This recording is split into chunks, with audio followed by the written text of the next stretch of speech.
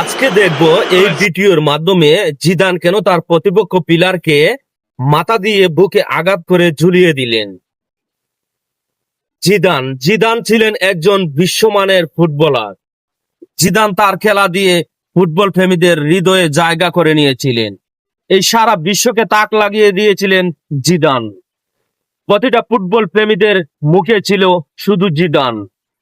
সেই জিদান কেন আজ তার প্রতিপক্ষ প্লেয়ারকে মাথা দিয়ে বুকের মধ্যে আঘাত করে ঝুলিয়ে দিলেন এবং রেফারির বাঁশির ফুতেই ফিফার সিদ্ধান্ত অনুযায়ী সেই রেফারি তাকে লাল কার্ড দিয়ে মাঠের বাইরে বের করে দিলেন। কিন্তু দুঃখজনক এটাই, জানি না কোন কারণে জিদান তার প্রতিপক্ষ প্লেয়ারকে এরকম আঘাত করেছেন। কিন্তু জিদান ছিলেন একজন বিশ্বমানের তারকা।